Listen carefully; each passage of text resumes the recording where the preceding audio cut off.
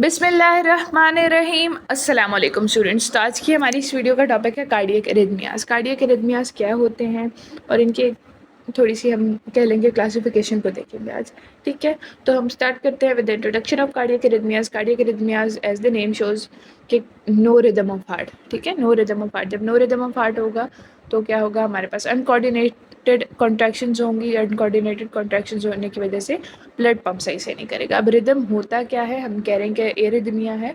तो rhythm basically ये होता है कि हमारे पास जो कार्डियक मसलन हमारे पास जो पूरा कार्डियक साइकिल है उसकी जो सीक्वेंस ऑफ इवेंट्स है, ठीक है, सीक्वेंस ऑफ इवेंट्स है कि पहले हमारे पास एट्रिया ने कॉन्ट्रैक्ट करना है, देन वेंट्रिकल्स ने कॉन्ट्रैक्ट करना है। ये डिस्टर्ब हो जाएगा क्योंकि सीक्वेंस एक तो डिस्टर्ब हो जाता है और टाइम ड्यूरेशन डिस्टर्ब हो जाएगी, यानी कि किस टाइम पे उस इवेंट ने होना है और कितनी देर के लिए होना है। अगर ये डिस्टर्ब हो जाता है तो उसको हम क्या कहते हैं, एरिथमिया, यानी एब्सेंस ऑफ रिदम कहते हैं। अब हमने हार्ट में किस तरह से चेक करना है कि एरिथमिया है या नहीं है, इसके लिए हमने देखना है कि एक तो हार्ट रेट नॉर्मल होना चाहिए, 60 to 100 होना चाहिए। दूसरा हमारे पास ये हार्ट रेट जो जनरेट हो रहा है वो ऐसे नोड को पेसमेकर मान के होना चाहिए, यानी ये जो इम्पल्सेस जनरेट हुई हैं ये ऐसे नोड ने जनरेट की हुई होनी चाहिए। इसके अलावा नॉर्मल कंडक्शन पाथवे फॉलो होना चाहिए, यानी पहले ऐसे नोड, फिर ए वी नोड, फिर बंडल ऑफ फेज और परकंजी फाइबर्स।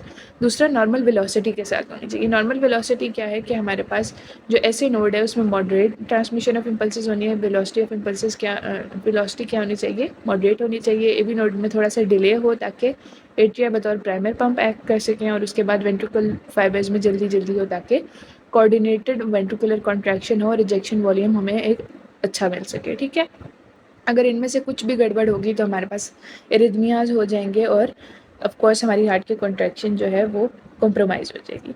कॉजेज़ क्या क्या हो सकती हैं कार्डियक एरिथमियाज की? एबनॉर्मल रिदमिसिटी ऑफ पेसमेकर, ये हो सकता है कि हमारा जो पेसमेकर है हार्ट का उसकी एबनॉर्मेलिटी हो जाए, उसको एबनॉर्मल ट्रिगर्स मिल रहे हों। ठीक है, एबनॉर्मल ट्रिगर्स की वजह से वो अपनी रिदमिसिटी को डिस्टर्ब कर सकता है। इसके अलावा क्या हो सकता है कि block in spread of impulses हो सकता है कि हमारे पास कोई कहीं से ब्लॉक हो गया। मसलन अभी हम पढ़ेंगे कि ऐसे नोडल ब्लॉक्स होते हैं, एवी नोडल ब्लॉक्स होते हैं, तो उन ब्लॉक्स की वजह से भी हमारे पास कार्डियक एरिथमियाज डेवलप हो सकते हैं। एक टॉपिक फोका है, यानी की वजह से हो सकते हैं अगर हमारे एट्रिया या वेंट्रिकुलर मसल्स में कोई सेल्फ एक्साइटेटरी पार्ट डेवलप हो जाए ड्यू टू मेडिकेशन, जैसे कि डिजिटलिस टॉक्सिसिटी या स्कीमिया या इसकी और रीजन्स होती हैं, उनकी वजह से स्पॉन्टेनियस जनरेशन ऑफ इम्पल्सेस होना शुरू हो जाए किसी otherwise contracting part of heart में, तो क्या होगा, हमारे पास एरिथमियाज होंगे। इसके अलावा शिफ्ट ऑफ पेस मेकर हो जाए, हमारे पास ऐसे नोड काम ना करे, ऐसे नोड का इस्कीमिया हो गया, तो अब क्या होगा, एवी नोड को ऑफ कोर्स ओवरकम करना पड़ेगा, ऐसे उसको बनना पड़ेगा पेस मेकर,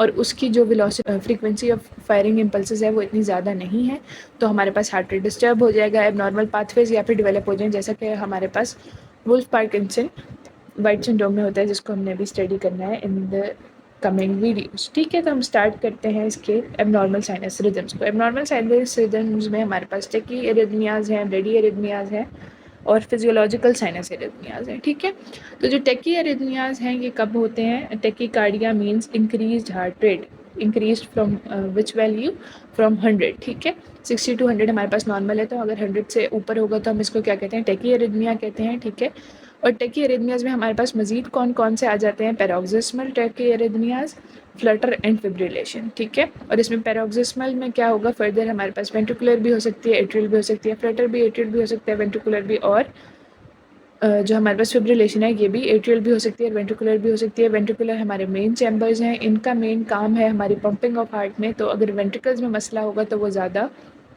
जो है उससे ज़्यादा कॉम्प्रोमाइज़ होगी हमारी ब्लड सप्लाई बनिस्बत एट्रिया के। ठीक है, तो हमारे पास टेकी एरिथमियाज में क्या क्या आ गया, पैरोक्सिस्मल, फ्लटर एंड फिब्रिलेशन। ठीक है, tachy arrhythmias more than 100 heart beat है, ईसीजी अदरवाइज नॉर्मल होगी अगर सिंपल टेकी एरिथमिया है। ठीक है, अभी हम अगर सिंपल टेकी एरिथमिया की बात करें, क्योंकि इन तीनों को हमने बाद में देखना है, अगर सिंपल टेकी एरिथमिया है तो ईसीजी अदरवाइज नॉर्मल होगी।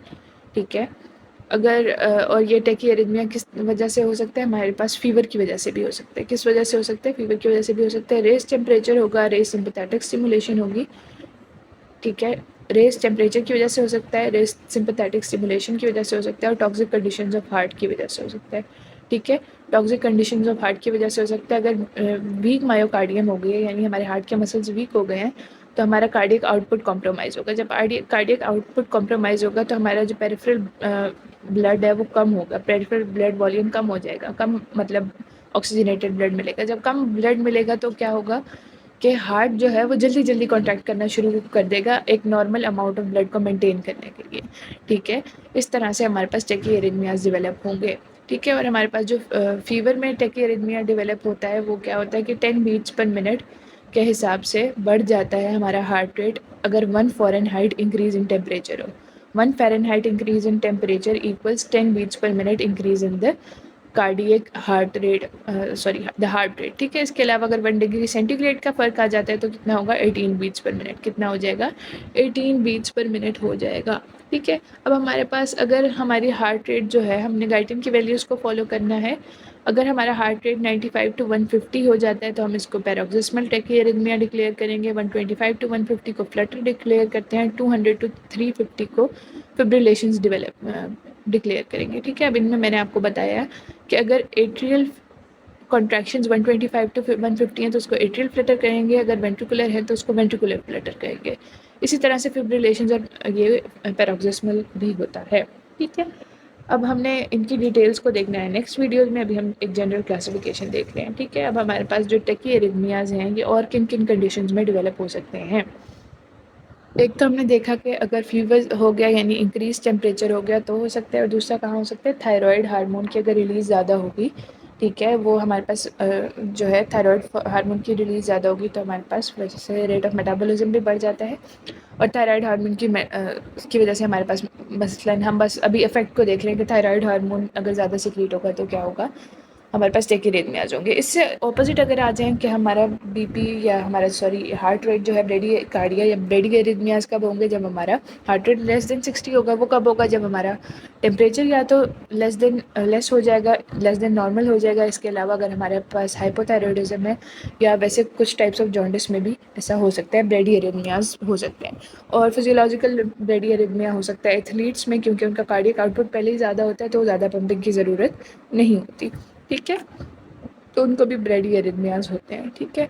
इसके अलावा हमारे पास हमने ये देख लिया कि less than 60 beats per minute है, और हमारे पास ब्रेडिकारिथमियाज ब्लॉक्स में भी देखे जाएंगे। ब्रेडिकारिथमियाज को हम ब्लॉक्स में देखेंगे जो कि हमारे पास अगर कोई ब्लॉक हो गया है, जैसे हम स्टोक्स एडम सिंड्रोम कहते हैं, तो उसके बाद हमारा जो हार्ट रेट है वो approx 25 to 40 beats per minute हो जाता है, वो भी हमारे पास ब्रेडिकारिथमिया में आ जाता है, ठीक है। अब हम देखते हैं वेगल स्टिमुलेशन को। अगर इंटेंस वेगल स्टिमुलेशन हो तो क्या होता है कि रिलीज़ होती है एसिटाइलकोलिन, जिसका पोस्ट पैरासिम्पैथेटिक इफेक्ट होता है। क्या होता है पैरासिम्पैथेटिक, यानी डिक्रीज हार्ट रेट वाला इफेक्ट होता है, ठीक है।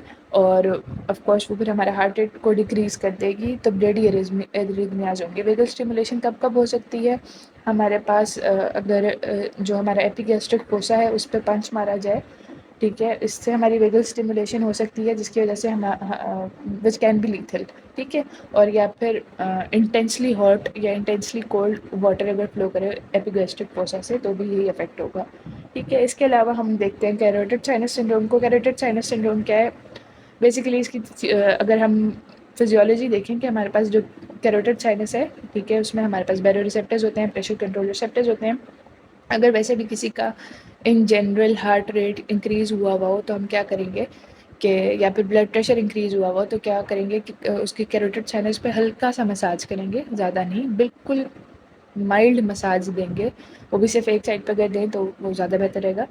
तो अगर हम उसको माइल्ड मसाज देते हैं तो क्या होता है कि उसकी वेगल स्टिमुलेशन होती है, थोड़ी सी हमने करनी है, क्योंकि अगर ज़्यादा होगी तो बिल्कुल हार्ट बंद हो जाएगा, ठीक है।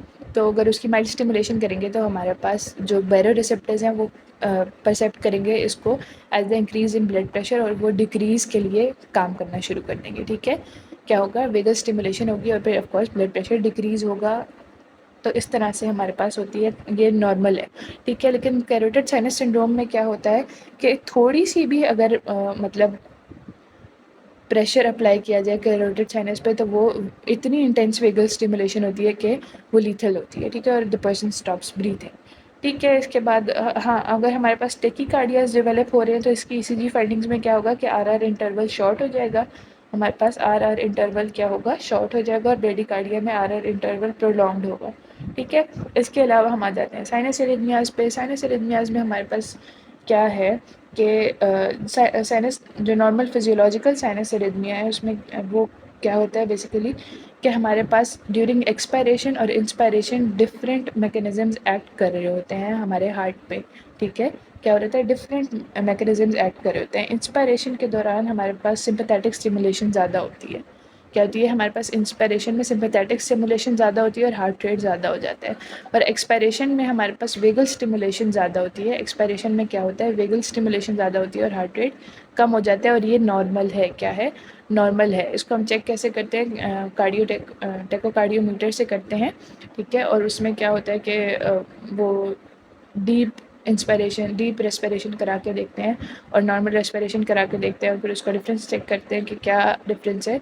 और जो फिजियोलॉजिकल साइनस एरिथमियाज हैं ये एब्सेंट होते हैं उन लोगों में जिनकी जो वेगस नर्व कह लें कि वो बहुत वेगस नर्व का जो फंक्शन है वो कॉम्प्रोमाइज होंगे, तो sinus arrhythmias, physiological sinus arrhythmias absent होंगे as in the diabetic patients, ठीक है, जैसे कि डायबिटिक पेशेंट्स में होता है, ठीक है। अब हमने ये सारा देख लिया। इसके अलावा अगर हमारे पास टेकीकार्डिया है, वो हमारे पास वेंट्रिकल से ऊपर डेवलप हो रहा है, यानी एट्रियम में डेवलप हो रहा है, ऐसे नोड में डेवलप हो रहा है, तो हम उसको क्या कहते हैं, सुप्रा वेंट्रिकुलर टेकीकार्डिया। क्या कहते हैं, सुप्रा वेंट्रिकुलर टेकी एरिथमिया। जैसा कि मैंने यहाँ पे लिखा हुआ है कि अगर हमारे पास एट्रियम में मसला हो या फिर जंक्शनल और नोडल एरिथमियाज हो, यानी एवी नोड में मसला हो, ऐसे नोड में मसला हो, या एट्रियल मसल्स में मसला हो और वहाँ उसकी वजह से हमारे पास एरिथमिया हो रहा हो, टेकीकार्डिया हो रहा हो, तो उसको हम क्या कहते हैं, सुप्रावेंट्रिकुलर टेकी एरिथमियाज, ठीक है। तो that's all for today. I hope you find this video useful. Stay tuned and get subscribed.